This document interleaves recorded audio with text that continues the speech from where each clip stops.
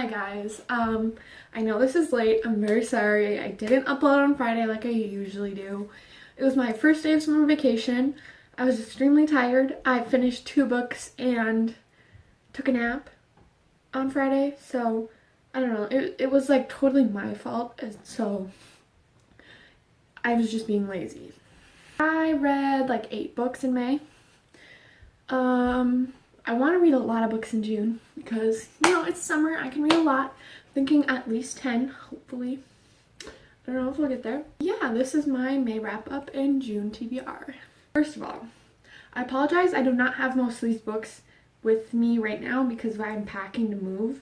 So a majority of the books I read in May are in boxes. The first book I read in May was This Song Will Save Your Life by Layla Sales. It is about a girl, I can't remember her name. She goes to self-harm for what she deems later as attention. And so as she's like recovering from this, her parents are a little wary about what she does, so she walks around at night, sneaks out of the house, walks around. And one night she comes upon this underground dance club thing. She makes some friends, finds a passion in being a DJ, and it's just a really interesting book, but I really did not like the main character. She wasn't whiny, but she kind of thought she could get away with just like doing whatever she wanted, and she could be very rude at times, and so I ended up giving that book 3.5 stars. The second book I read was Female of the Species by Mindy McGinnis, which is the book I read for the May theme of my Mellifluous book club that I host with Honeybee Reads. And the theme was read a book with a strong female character. So I read that book. That book is such a weird book. About a girl and her sister had died the year before, and she knows that her sister was kidnapped and killed. And so she goes around and basically kills people that she thinks deserve it, like including the guy that kidnapped and killed her sister. And she's like a very interesting person. I don't know how to explain her. Her and the popular guy end up kind of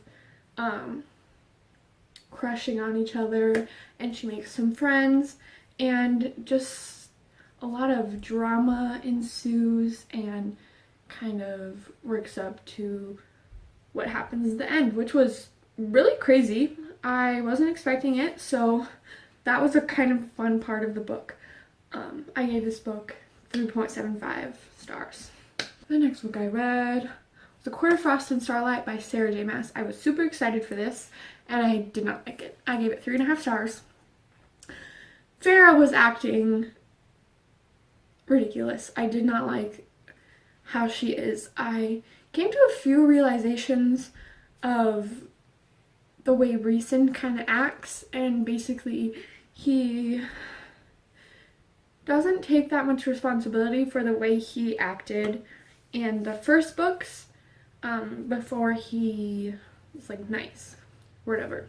Like, I've seen characters that go from bad to good and they still take responsibility for their actions, but I feel like Reeson doesn't, and then he's kind of just acting like super romantic with Farrah all the time, and that's like his only like character thing unless he's mad. And like, I love the series, but it's becoming problematic to me, and I also feel like Sarah J. Maas is writing for the fans and doing exactly what they want, which makes it predictable. I'm kind of starting to get annoyed with her as a person and an author. So we give that 3.5 stars. Next book I read was Flowers for Algernon by Daniel Keyes. This is my best friend, Bean. Hi. Her favorite book, and I sadly did not really enjoy it. It is about a mentally challenged 34-year-old man, I don't remember how old he is, who gets the chance to have a surgery that will triple his IQ. So he does that, and it's basically kind of delves into what is better, intelligence or kindness and ignorance. It was like a really cool idea, and I understand why my friend likes it, but I just felt like the plot was super weird and kind of all over the place, and the only character I really liked was the mouse. So the next book I read was The Girls by Emma Cline. This book is a weird book, okay? It is really like a fun, interesting read, but it kind of made me uncomfortable at times. It's set in the 1960s, and a girl named Evie basically finds herself as a part of this infamous cult based on the Charles Manson cult murders, from what I know. I'm pretty sure it is. The girls that are part of this cult basically delves into that, and it goes back and forth between her perspective of now as she's like 30. I don't know how old she is.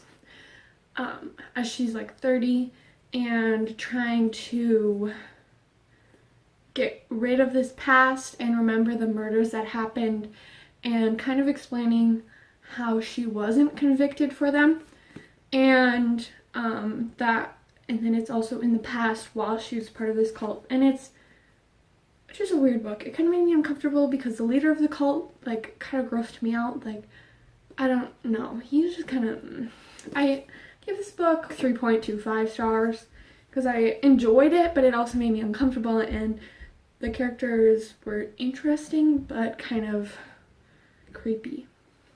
Like, I'm down for creepy characters, but this kind of just made me uncomfortable. The next book I read was The Dream Thieves by Maggie Stiefvater. So I read The Raven Boys in like January or something, and I gave it 4 stars. So I finally picked up the second book, which I had actually been reading for like 2 months. Oops. So, I finished it. I gave it 4.25 stars out of 5. I liked it more than the first one. I loved the characters. The one thing I really don't like about this series, or the way Maggie Stiefvater writes, is that she kind of just like barely hints at something, and then like 5 things happen at once at the end, and you're kind of like, wait, what? So that's that. I do like the mystery of the way she writes, but at the same time, it's hard to follow along kind of and stay engaged. And the last book I read in May was Warcross by Marie Lu. I've had this book on my shelf since like October or something. And I finally picked it up. It was really good. I really enjoyed it. If you don't know what it's about, it's basically about this virtual reality, kind of like, it reminds me of like the Olympics and a less deadly version of the Hunger Games at the same time. It's really good. This girl who accidentally hacks into the opening ceremony of the Warcross Championships gets hired by the creator of the Warcross game to find out why or what a hacker is doing and what his goal is in the Warcross games, because they've noticed that somebody's hacking it, but they can't figure out why or what their plan is. So, and then a romance kind of happens. It's really interesting, but I completely predicted the end. I was like, yeah, okay. So that was the only reason I think why I didn't give it 5 stars. I gave it 4.75 out of 5 stars. So I already read 2 books in June, and so I'm just not going to talk about those. You'll have to be surprised for my wrap up. And so I'm just going to go right into the books I want to read. First of all, a bunch of LGBTQIAP+ books, because why not? And I love them. And the Mellifluous Book Club theme for June is LGBTQIAP+ characters and authors. So I'll talk about those, but I also had an idea to read books that create the flag that I am represented by, and that is the bisexual flag. So I will show you those first. So the bisexual flag is pink, purple, and like a medium blue. This one's a little too dark, but didn't have anything else that like worked, and I was like, it's blue, it works. 7 Ways We Lie is going to be a reread for me. It is one that I thoroughly enjoyed last year. I believe I gave it 5 stars. It delves into the 7 deadly sins and 7 people that represent those without them being too stereotypically that trait. There's a pansexual main character, an asexual main character, and the whole book is kind of a weird premise. It actually only sort of focuses on that. It's about the student body of this high school, including these 7 people, find out that someone is having an affair with a teacher, and you go to try and figure out what is happening. But that's a very small part of the book. There's a lot of like acceptance and drama. But I'm very excited to reread this because I remember loving it so much, and it's going to be so good. That is The Case for Jamie by Brittany Cavallaro. I got this book in March, still haven't read it. Oops. I read the first 2 books in the Sherlock Holmes series back to back and really thoroughly enjoyed them. I loved them. But this book I feel like is going to just be really angsty, and I haven't been in the mood for an angsty mystery. I'm almost never in the mood for a mystery, but you know, might as well read it. I'll probably really love it just like I did with the other books, but yeah. And the blue book that I'll be reading for the bisexual flag is All Out, the No Longer Secret Stories of Queer Teens Throughout the Ages, edited by Sandra Mitchell. This is an anthology of just what it says about queer teens throughout the ages, which I'm so excited for. I think these are all queer authors as well, but I'm not entirely positive. It's Pride Month. I don't know if I said that or not. Anyways, I have 4 more queer books, and then 2 that aren't, or 3 that aren't. So let's talk about those now. I'm not entirely sure of the representation of this one, but We're Okay by Nina LaCour. All I know is that I'm pretty sure it features a female-female relationship, so I'm very excited for this. I actually started reading this a while ago, but I absolutely think it's gorgeous. And I never got through it because I was reading a lot of other books at the time, and I just wasn't really in the mood for it at that moment. Like, I'm sure I'm going to love this book, I just wasn't in a sad contemporary mood. But I know this is going to be very sad, very meaningful, and I'm very excited. The next book is a poetry book from a demisexual. They recently came out as demisexual, this author, and her name is Amanda Lovelace. This is The Witch Doesn't Burn in this one, a poetry collection. The first book is called The Princess Saves Herself in this one, which I really enjoyed. I think I gave 4 stars. I don't remember. But I'm very excited for this. I don't know if it has a lot of LGBT content, but even if it doesn't, I really want to support them in their journey, and you know, it counts if it's a queer author. So, and the next LGBT book I have is Golden Boy by Abigail Tartellin. I got this from my library. They had a book sale and I bought it because like I was like, I feel like I've heard of that, and I had, but I didn't know what it was about. And it features an intersex main character who is a boy, and so I've read an intersex main character book called None of the Above, where the character was a female, but this could be also interesting because I really want to know like both sides what that's like, so excited. Alright, so I thought I only had one more LGBT book that I was going to try to read this month, but I realized I had 2. So the first one that I've already started, barely, but it's an audiobook, and the audiobook is History Is All You Left Me by Adam Silvera. All I know is that it's about Griffin and his ex-boyfriend Theo, and Theo dies in a drowning accident, which I've heard could be suicide, but I can't remember if that's correct. Griffin is also OCD, so there's some more representation. His ex-boyfriend Theo had been dating Jackson, and at Theo's funeral and after, Griffin and Jackson kind of find solace in each other, knowing that their ex-boyfriend, both of their ex-boyfriend, has died, and kind of their memories of him, from what I know. The last LGBT book I want to read this month is Leah on the Offbeat by Becky Albertalli. It is basically the second story in the Simon verse. Kind of goes with Simon versus the Homo sapiens agenda, where Leah is his fat best friend.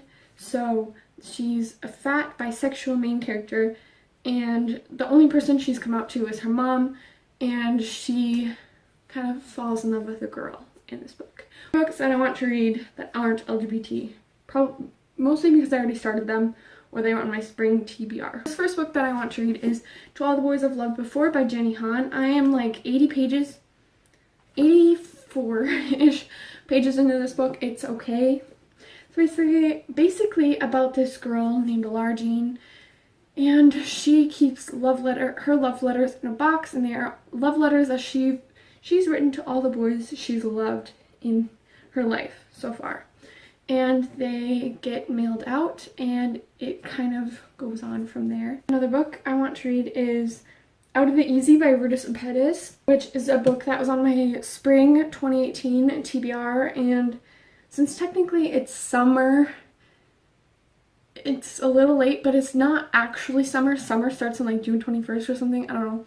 But yeah, this could be very, I love Rudis Pettis books. I love Between Shades of Grey, I love Salt of the Sea, and I really am excited for this because it's not a World War II novel. It is about a teenage girl in 1950s in New Orleans, and I believe her mom is a prostitute, which could be very interesting. The last book I want to read is Turtles All the Way Down by John Green. Honeybee Reads, my friend Melissa and I decided to read each other's favorite books, which she already read mine, so I will link that in the description. I don't like John Green's writing, his books, very much, but I will at least try to read it. If I don't get through it, I don't get through it.